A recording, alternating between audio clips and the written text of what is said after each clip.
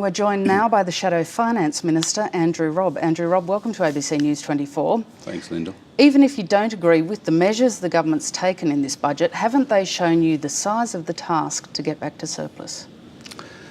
Well, they've created a huge task for us to get back to surplus.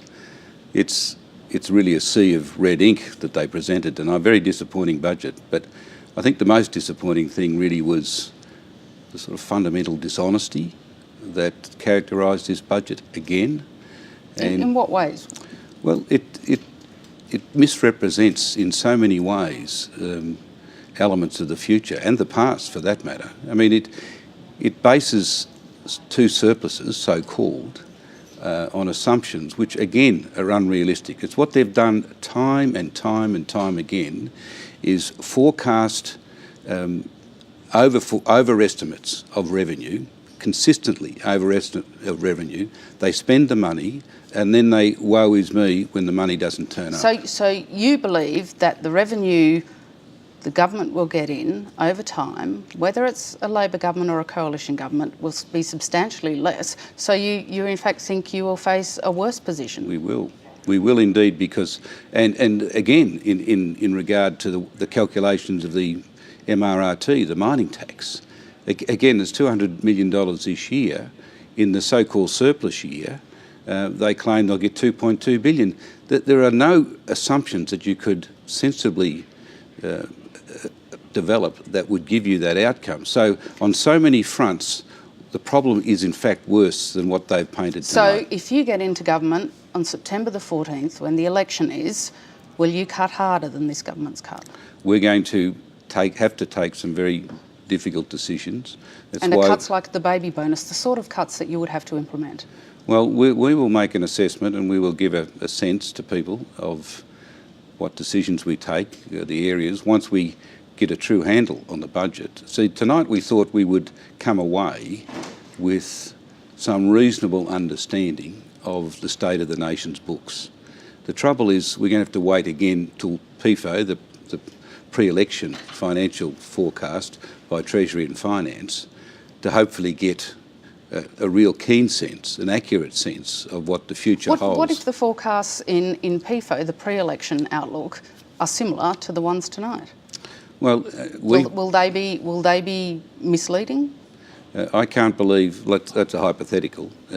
My assumption is that Finance and Treasury will not engage in what is clearly the sorts of fiddles that we've seen take place in this budget to create the prospect of future surpluses. Then, the 10-year plans for spending. I mean, how meaningless are these things? There's even a 15-year program to do with venture capital. I mean, this is 5 elections away. The opposition called for the government to show how disability care and the education reforms would be fully funded. The government says it's done that over 10 years. No, well, they've failed. I mean, this in no way presents a clear strategy as to how they will fund those two fundamental and very expensive programs, much less any sort of coherent strategy to the document. This was a bizarre experience. I've been many times in these lockups over the years, and I don't think I've seen a set of budget papers that are so disorganised, so lacking in detail in many respects. You've got the feeling they were thrown together at the last minute, and there is no coherent strategy. What is there in there for business to give them the encouragement or to get an appetite for risk and investment again, to remove the uncertainty? All it has done is fuel uncertainty in the community again, and this is not a good thing for the country. You and Joe Hockey have said that retaining the AAA credit rating and getting back to surplus is paramount. Yes. Are you prepared ahead of election day to jettison or put off promises, things that you have committed to before now, in order to make room to get back to surplus? Well, what I'm saying to you is that it is a huge task that we've got in front of us. We will have to take lots of difficult decisions. We've already identified lots of savings, which we will table in due course. So we will have to put those on the table before the election so people can make a judgment. But if a surplus is paramount, doesn't that mean that's your main goal and other things will have to wait?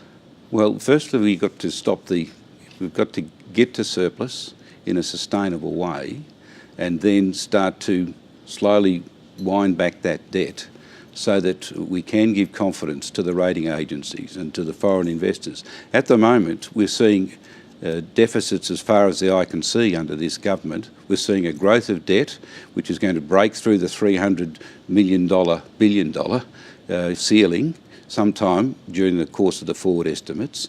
There is nothing which gives anybody any hope, and certainly, somebody has to get it in there and get in control of the nation's finances. Does that mean then you go to the election, I'll ask again, with a much smaller list of spending promises than the ones you've already made, than the ones you made at the last election? This is not going to be an election where there's an auction.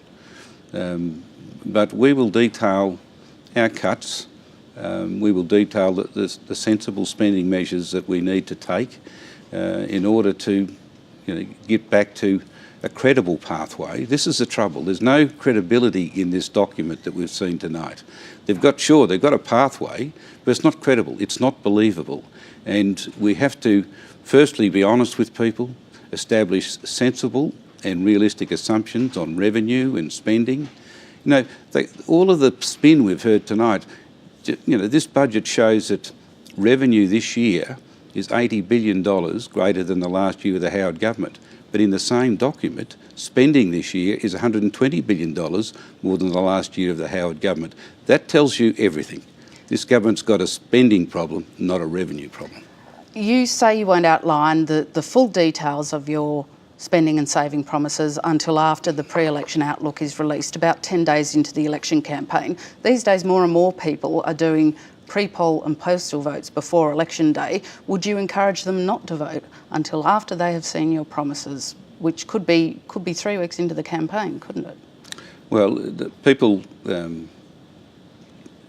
will need to make decisions, but we don't get access to those numbers until 10 days into the campaign, and people will need to make a judgment based on the program that we lay out shortly after.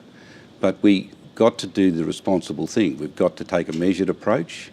We've got to look at the real numbers and make adult decisions about the way to run this country. Andrew Robb, thank you very much for your time. Thanks, Lyndall.